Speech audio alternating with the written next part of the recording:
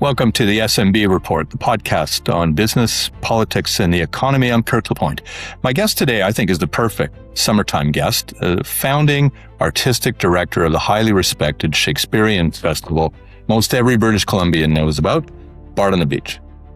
You know Christopher Gaze's journey from the Old Vic Theatre School to Canada in 1975 to Bard's launch in 1990, to an event that now hosts nearly 90,000 visitors. I thought we'd talk today about the business trajectory of Bard, given that's what we're about as a podcast, and given also that he's now authored a memoir, The Road to Bard, about his half-century of commitment to the theatre. He's also, in the last month, been honored with an MBE from Mother England and an Order of Canada from his adopted home. Not a bad month. Welcome, Christopher. Good to see you. Thanks, Kirk. Pleasure.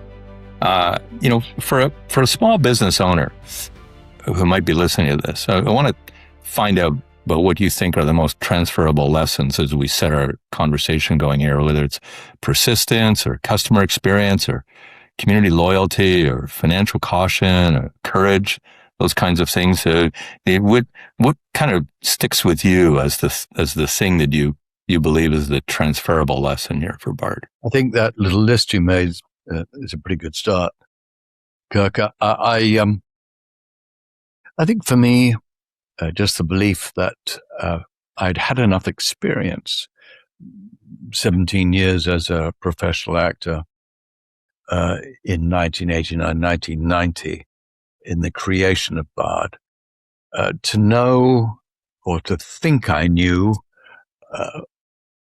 what could be successful in this line of work that I'm in, and that so the experience was good. My life experience practical as well, and watching the business models that failed and thinking I understood why, and I think persistence is a great thing. I just wasn't going to let it fail. And fortunately, it never has. There've been dodgy moments. There still are, constantly. But you have to battle your way through that. That's the same, I think, probably with any business. But when does it move from being an artistic venture, something out of your heart in a particular way, to actually being thought of as a business startup, which actually probably moves it a little bit around in the heart, into the head a bit? I think for me, and perhaps for others who are watching or listening to this, I'm a bit of a hybrid. I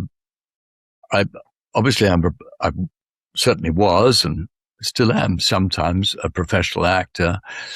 But I remember telling my mother, I don't know, when I was in my 20s, I'll never work in an office. And for the last 37 years, I've worked in an office. So I've learned how to be a businessman. And that all started back when I was younger. My father took the time to explain simple things, and maybe that's a really, really good thing from a business perspective, just to know enough about a business. I think artistic people, sort of generalization this, generally speaking, they think artistically, they don't think business or marketing. And I'm a bit of a hybrid. I certainly am. I think business, I think creativity, arts, production, I think entertainment. What are people going to love? And I think that combination has helped to make me to do well. But you talk about your father, and you talk about him quite a bit in the book. You've got, he managed projects of construction. I mean, tennis courts was probably the most famous one, but that had a sequence to it. And I wonder whether you picked up the sense of sequence that was necessary in order to create a successful business, whereas a lot of artistic processes might be a little more haphazard. Mm-hmm. I just respected the man, obviously loved him, but so much. His gentle stick-to-itiveness with the family firm, which had been going long before him. And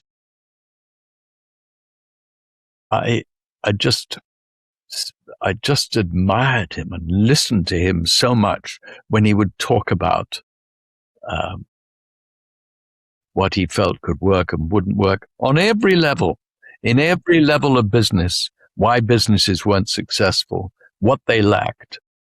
And more than anything, I think, was in his case, and perhaps he wasn't the greatest businessman. I couldn't say, he's been gone for an awful long time now. But he was a beautiful man, decent, kind man, very conservative, having been through the war, but he knew what was right and decent. He'd take any chance he could, any angle, and I learned the angles a bit like hockey. I don't play hockey, you do, but I know a bit about the angles, and I want to hit that corner where I believe there will be an opportunity for it to bounce out and for me to shoot it go. But, you talk about him, you talk about business in general, and I think people actually believe in you, Christopher, also as a fair dealer, as someone who occasionally has to accept perhaps a little less in terms of a return in the short term in order to keep an eye on the long term in all of this. And how much of that was part of the early organic growth of Bard, where you didn't move too precipitously and you kind of grew it at a pace that you could feel comfortable about, and probably had to make some difficult choices at the beginning. That's right. In the beginnings of Bard, and the stories are becoming legendary in the creation of our company all those years ago now. And it certainly, on a personal level, was not about money to get it going. And I think that's why other organizations that either copied us, a lot of people copied us, and a lot of organizations before us failed because they pushed too fast. They thought they had something, and then they didn't feel the organics of, let's just do this. Let's just do that again, and let's add a bit of this. And slow and steady, tortoise and the hare, hopefully we'll win the race.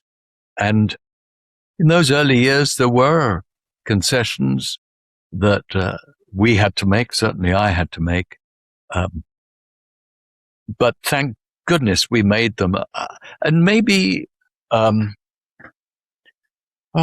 don't know if I was fortunate or not, if I was lucky or not. Luck always plays a part in these things. If you were starting this company now, I don't think you'd be successful. But 1990 was a good time. And through the 90s and the 2000s up until the pandemic, organically we grew and grew and grew.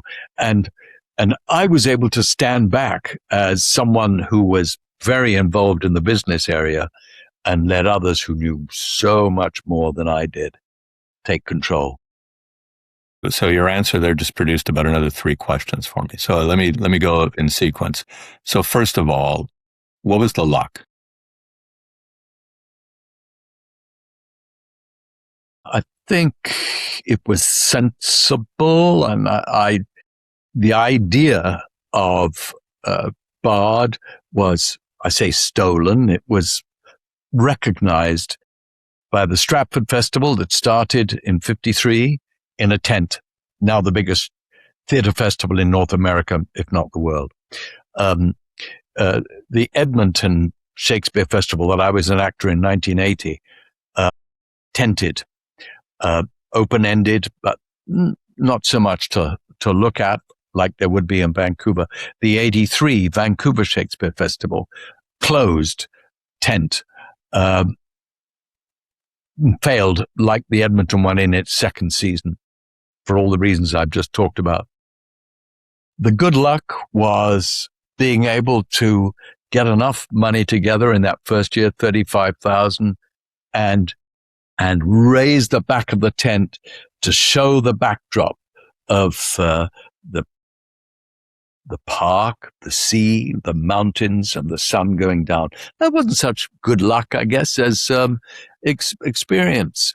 That I believed, do that, and you're going to win. Okay, so second question out of that one, why couldn't you start it again today?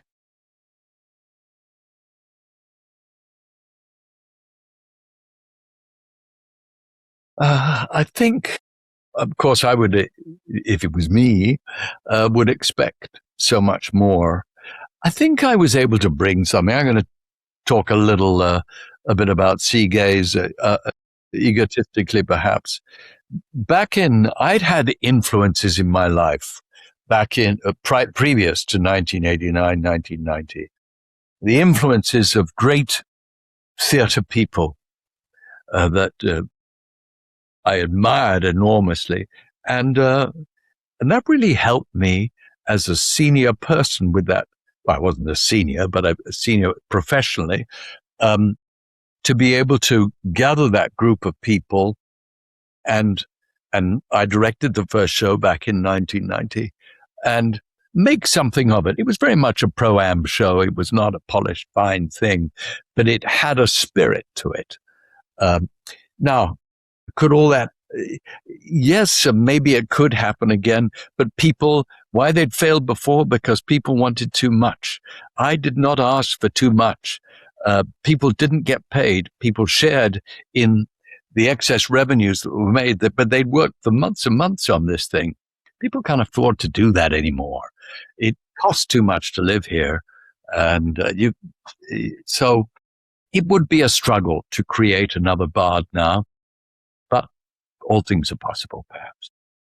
You're now a $10 million plus operation. And I guess you've hearkened in the book in a couple of places, at least, where, you might have lost it. I mean, and I know we're going to talk about COVID in a second, because that was for every artistic organization, every performance organization, a critical time. But what were the biggest risks financially that you and family had to take in order to sustain it at certain points?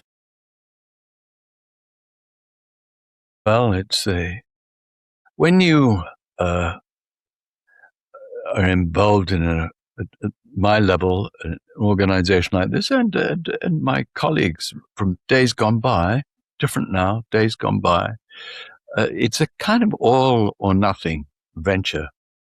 And you better be sure of your home life, your whatever partnership you're in, be sure of it. And they need to be in it with you, because it's so tough. It's a night and day thing. You're getting up at 3 a.m. and responding to things or creating things, writing things, to just make it happen. So I think those are the biggest risks, and the financial risks are wriggling your way through and trying to get other work on the side to pay for the money you're not getting inside your own organization. So it's a risk at personal level, and certainly financial, but somehow Bard, within a few years, and you have to last those few years to get it over a certain hump where it's just lifting off. And if you can do that, Yours is the world and everything that's in it. And what is more, you'll be a man, my son. That's the end of Kipling's great poem. Okay.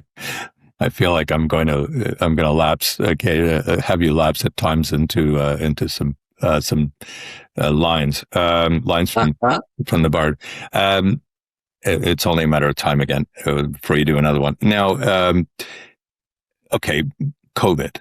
COVID struck almost every business going, except for perhaps the plexiglass one and the medical mask one. Everybody got shellacked, and I'm wondering whether you thought maybe that was the time to roll up the tent and walk away. You had accomplished all these things already. You had the big thing going. It could have been pretty difficult after that. Were there those moments? There were those moments. The darkness of COVID was a horrifying thing for me and everyone involved, just as you allude to. Bard was never going to fail.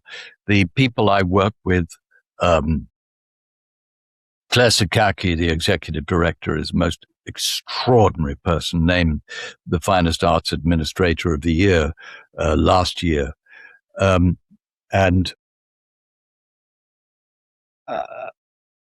We had to, as the word became famous at the time, pivot. But more than anything, people who supported us never stopped supporting us. People who would give $100 or $100,000 still gave it. And that's why we were able to continue and actually come out of COVID in fairly strong shape. The thing that affected us, Kirk, after COVID, when we started playing again in 22, was, and up till now, is that audience that we used to have all the way up to 19. We used to have an audience that was regularly around 100,000, just a little bit over 100,000. And that made us successful. And we now struggle to have an audience of a little over 80,000. And we're minus $1 million. From a financial point of view, it's a very serious time for us.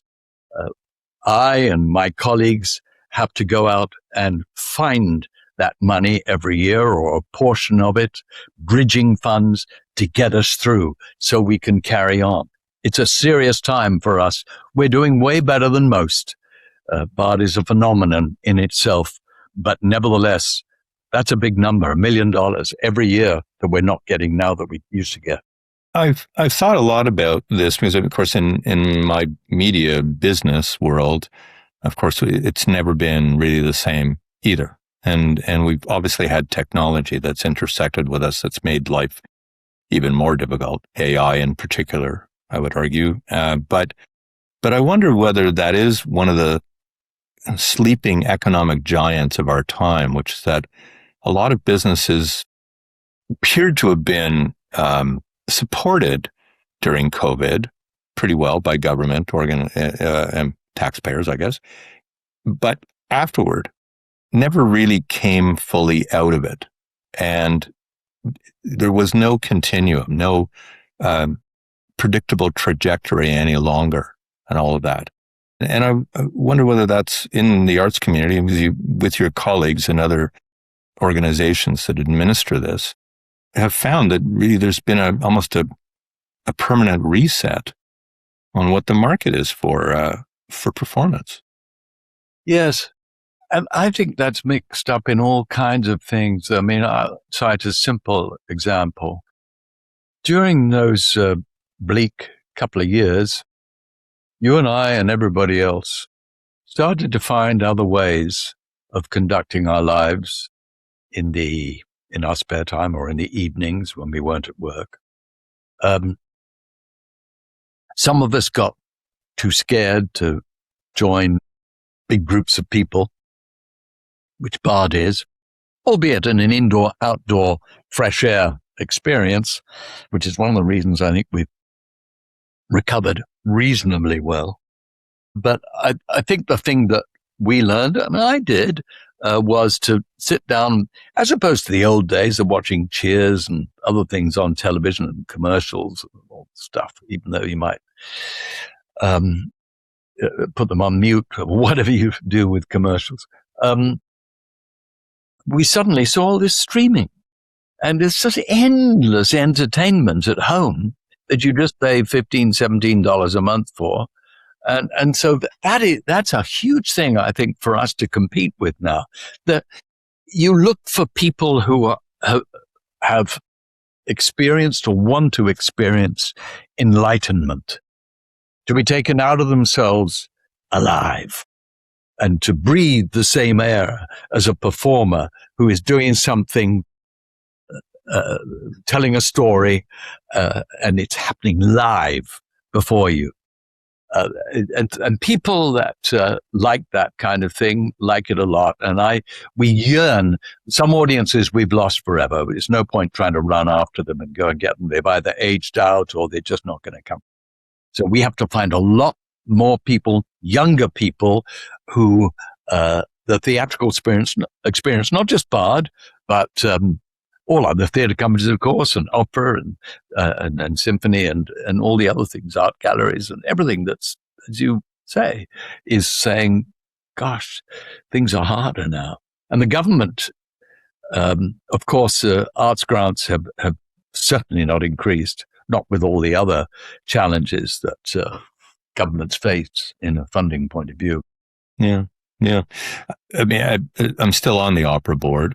And of course, during COVID, we tried exactly what you were alluding to there, which was we tried to stream a production. It was a colossal expense. Didn't really draw the numbers. And so it was never going to be any kind of a decent business proposition for us. But had you considered it at that point, the possibility of becoming almost a streaming experience, or is too much of the joy of your experience, you think, involved in the actual coming to the facility, taking in the outdoor, taking in all of the kind of aesthetic and almost visceral experience of a live theater, and so it kind of precludes that movement to some kind of televised experience. Yeah, I don't know whether it's a fault in me or many more people like me. I don't care for, in general terms. I know the National Theatre and opera, of course, very big in movie cinemas and behind the scenes and special interviews and this and that. That's made it very popular. I know that, but it's hugely expensive to film, as you experienced, as we would experience if we filmed our shows in a commercial sort of way, so that you could see the angles, and but you have to pay everybody extra. I mean, the Stratford Festival in Ontario does it. Remember, they're a $90 million festival, and they do film productions. You see them on television, but it's no less than $1 million to do it. And I'm prepared to bet that very, very little comes back to them financially. They do it as a sort of public duty. Yeah, if they can. I think CBC wraps itself around them. I want to talk though about the other aspect, which is we have a pretty good climate out here. You wouldn't be able to really run I think your full season in many parts of this country, but seasonal businesses really do carry risks with them. It's weather, but it's also ticket sales, labor timing, tourism, sponsorship, production costs. What risks do you think are keeping you most alert every year, every season? I think in the world of climate change, which we live in now, there are other factors too. There's a smoke factor, which we pay close attention to. And I think if things do get smoky, people get concerned about that. Of course they do. We medically kept in touch with the highest authorities on that. So far, so good. We've been able to play on, adjust high physical activity on the stage when it is difficult. So smoke's one thing. The other one is, do you remember, it was the summer of 21. There was a heat dome. Now, we weren't playing, we were actually filming. We had an original piece, which one of the actresses for Bard had written, and we filmed it. That was the way we pivoted that year. And, but I recall they were filming, there was outside shots, extremely hot. And I was just relieved that year. In fact, we weren't playing because I think it would have been awful tough. We put inside both our theatres now overhead fans, which keep the air moving around. And we do have sea breezes and so on, which do alleviate heat. So these are potential risks that we work with. Yeah, go ahead. No, I'm always fascinated with the intentional nature of your customer experience. I mean, it's very clear that the tent, there's the appearance of the tent, the waterfront, the view of the mountains, as you put it, and a kind of a ritual of summer and all of that. And I wonder whether that was really kind of the defining characteristics that you wanted to bring to the experience, and whether it's now in your view the kind of lasting impression that people have about the intentional customer experience you've provided. Yes, is the answer. Let me just qualify a little bit in that I remember in the early years explained about the view out back, which was in its own way a masterstroke. And we were able to finally afford customized backs of the theatre, open and reveal this gorgeous backdrop. And people used to say, and I'd meet them outside somewhere, perhaps in the week, and they say, "Oh, I was at Bard the other day," and I said, "Oh, good. What did you see?" And you saw Midsummer Night's Dream, or As You Like, some. And I said, "Oh gosh, we're pleased with that production," and they might say, "You know, the view is just wonderful. We just couldn't believe looking." And I kept saying, "Yes, but what about the play? What about the play?" Exactly. And it was this so I started to understand as time went by that it was this whole experience of being there, as I express it, with what's externally out there, the evening breezes, whether they be warm or cool or rain or sun, dressing accordingly, because are we going to Bard tonight? But make sure you bring a sweater and let's take a blanket. And the other thing we're going to do, because we love going to Bard, is we're going to have a picnic beforehand, and we're going to meet our friends, the LaPointes, and we're going to sit outside, and Kirk loves this, and we'll bring some smoked salmon, and all that kind of stuff. And so it becomes a lovely whole experience of the time that we have together, a little picnic table, which is inside the Bard site, and you can pop over and buy us both a glass of wine or a cup of tea, whatever it is you want. And we can enjoy 50 minutes together before the show begins. And then we go and see the show, and then we feel the night, and it's a complete experience. Very nice, yeah. I want to ask um, about your ability, you think, at Bard through you to teach other business owners about brand trust. What do you think comes with delivering something familiar every year, and yet it still has a freshness to it? What is it about trust that you think you've taught other business owners in our communities? I think quality is a big part of it. But when people come to a Bard show, they may love it, or an experienced theatre goer, whoever might say, having been to Bard before, might say, it wasn't really my cup of tea, but I always enjoy everything they do at Bard. The production standards are so high. And so there's that side of it, the quality that has helps to reinforce our brand. I used to be very self-conscious about the name Bard on the Beach, and if you didn't live here, you lived in Edmonton or Halifax or something, and your good buddy said, you must come to Bard on the Beach, you might think, what on earth is that? Are we going to be running around in the sand or seeing something? And I used to think, even though the name came up in 1919, we did it. We took the name. I always felt self-conscious about that because it sounded to me like it was some sort of whatever on a beach somewhere.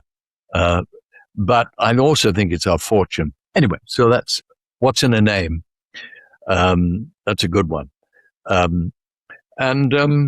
So quality. And I also think the familiarity. Something I've done for years is I'm there almost every performance. And I think that may help. That it's like when I was a youngster living in England as a 17, 18, 20-year-old and going to the pub, I see people like my father and uncles and old friends of the family walking in and seeing the publican pulling down their pint pot from above and pouring a pint of beer and handing it to whoever it was. And that individual saying, hello, Eddie. Oh, hello, Doug. How great to see you. Yes. How's the day? And how's your wife? And all that sort of familiarity. I think my presence at Bard, which is a bit of a threat, I get that too, being on that stage every night, introducing the show, has helped a lot. There's a sort of trust aspect to it of having someone familiar there. It's it's helped a lot, I think. You obviously don't have to fully roll up the sleeves in exactly the same way that you've had to do it over these years. But I wonder also now, arts organizations often struggle with succession. So much of the identity sits with the founder. So how have you thought now, Christopher, about building Bard so that it can thrive beyond you? I'm getting older. Fortunately, energy is still there. And fortunately, both my colleagues, Claire Sakaki, Executive Director, and team here, and also the chairman of the board and the board, they don't want me to go anywhere. And my wife is very comfortable, Jennifer, with me as a working man in these heading into the mid-70s now. But that brings risks, as you allude to, because who knows what the future holds, the mystery of life. It's not a private conversation around here. It's very open, and I'm very open to it. I'm not afraid of it. And so I'm going to go on for as long as I can go on in a useful way. I'm still the artistic director, but I have an artistic team that Claire has cleverly built around me. I've just come out of a meeting. There's 5 or 6 of them that are as it were, around me, and actually doing most of the heavy lifting now artistically. I'm there and get to make the final decision after all information is received. So there's that. I think and if something happened to me or I just had to exit, any one of those, or certainly one or two of those people could take over artistically. Bard is safe that way, and our culture is safe that way. The standards that we've earned and have adhered to will be maintained.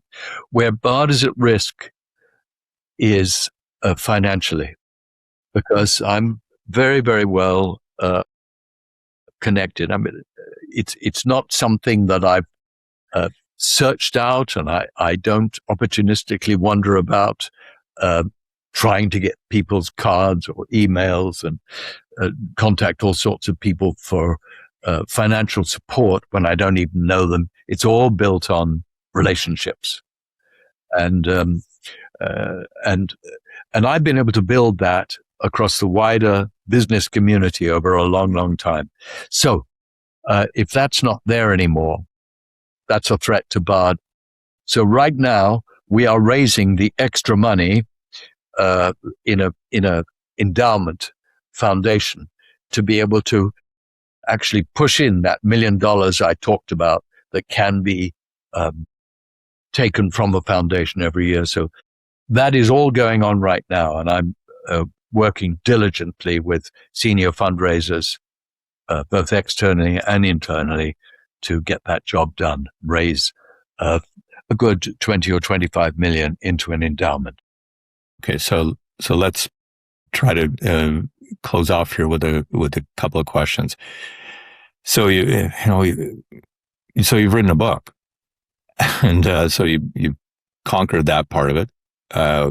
You've kind of set the organization up for longevity, for sustainability. So what is it? What's next? See, guys, is it you're going to recording? You're going to take up golf? What are you going to do? I've already taken up golf, and so I do that. But I can't get out very much. But anyway, I do get out, and it's a big treat. I'm never going to be one of these 4 days a week golfers. That's never, even if I have more time. But I could play a couple of times a week and enjoy that.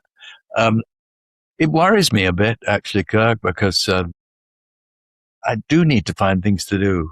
I look forward to reading more. I read lots all day, but it's just internal stuff. Only when I go on holiday do I read novels. I've written the book mainly as an archive. It's a good book. It's a good read, an easy read. People enjoy it. It's very much in my voice. That's what people tell me anyway. And so I'm very content with that. And so when I'm not here one day, if people are interested to find out how all this began, they can be told to read that book. Wait, and yeah.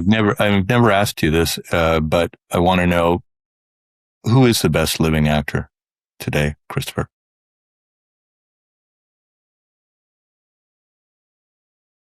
It's actually American, but he went over to England and was the first artistic director at the Globe Theatre, whatever it was, must be 30 years ago now. Mark Rylance. Yeah. Okay. He's a great actor. He's a sort of Anglo-American. He's a great actor. A few years ago, if you'd asked me, I'd have said Christopher Plummer. He's in heaven.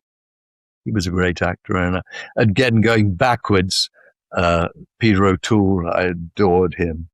Great actors in my view. And who's the greatest woman of the stage? Well, she's still living. Judi Dench, of course, is greatly loved British Dame Judi, greatly loved and admired, and she's old now and unlikely to be in many more plays.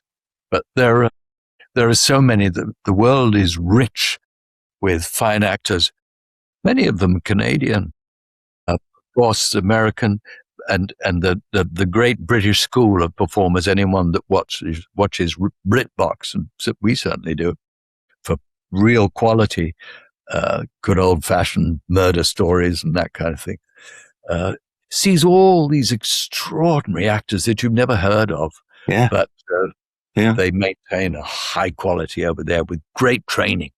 All right. So then last thing. So who is your acting guilty pleasure? Someone who maybe isn't an award winner, but is the person that you always want to see in a film or a production that maybe is a little offbeat? My Lord, someone that I really,